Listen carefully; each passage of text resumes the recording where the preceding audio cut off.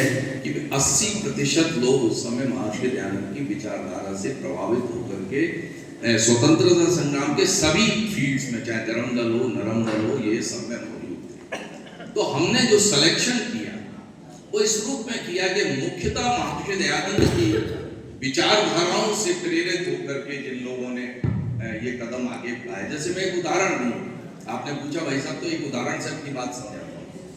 नीरा आ गया, एक नाम है नीरा आ गया। अब तो वो कुछ प्रसिद्ध फिल्म भी हुआ है, वरना उनका नाम किसी ने सुना तक नहीं था।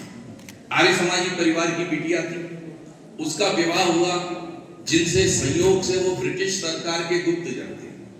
अब दोनों के बीच कैसे बनती, ये देशभक्त, वो ब्रिटिश राज के गुप्तचर, थोड़ी दूरियां आई।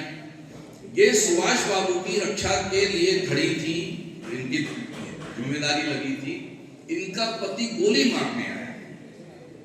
आप कल्पना, वो लड़की, वो महिला अपने पति को मार देती है, सुभाष बाबू की। अब बताइए, ये चीज क्या आज के नौजवान को नहीं जाननी चाहिए? वो लोग जो, मैं किसी को क्रिटिसाइज करने के लिए यहाँ पर नहीं हूँ, परंतु ऐसे लोगों ने मलाई भी चाटी है बिना कुछ किए। तो हम इनके लिए क्या कर सकते? ये इन्होंने अपनी आत्मकथा लिखी है, मधुदामा ने प्रकाशित की है। आप उसको पढ़िए, रोंगटे खड़े हो जाते हैं। 87 या 88 साल की उम्र में साउथ में गुमनामी जिंदगी बिताते हुए, फूल मालाएं बेचते हुए इस महिला का जो है गरीबी में इंतकाल हो गया। इस देश ने क्या दिया? तो हमने ऐसे लोगों को चयन करके, केदारलाल जी दीक्षित, राम प्रसाद बिस्मिल, आपने राजस्थान की बात करी, अभी तुरंत मेरे नाम में ऊपर 2 नाम ध्यान आ रहे हैं।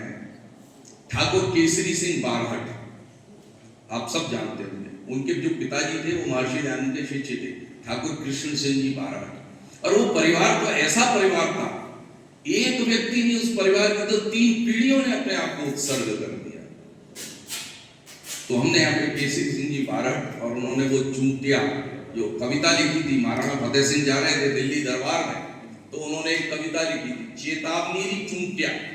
उसको पढ़ करके महाराणा साहब के रोंगटे खड़े हो गए, वो बाबा आ गए, उनका नहीं, मैंने नहीं जाना। तो ऐसा कलम का धनी, ऐसा क्रांतिकारी। और गोविंद गुरु जी, आप सभी जानते हैं, ये पूरा बागड़ अंचल, बांसवाड़ा, ये सब, यहाँ पर जलियांवाला बाग से ही बड़ा कांड हुआ, जिसे बागड़ का जलियांवाला भी कह देते हैं लोग, उससे कहीं ज्यादा निहत्या। उनके जो नेता थे गोविंद गुरु, यहाँ नवलखा महल से महर्षि दयानंद का शिष्यत्व लेकर के उनकी शिक्षाओं के प्रसार करने के लिए, और गए तो इस बात थे कि हम आदिवासी समाज का, भील समाज का जो उनमें कुरीतियां हैं उनको दूर करेंगे। परंतु जैसे जैसे कुरीतियां दूर हुई, वैसे वैसे राष्ट्र चेतना अंदर आती है।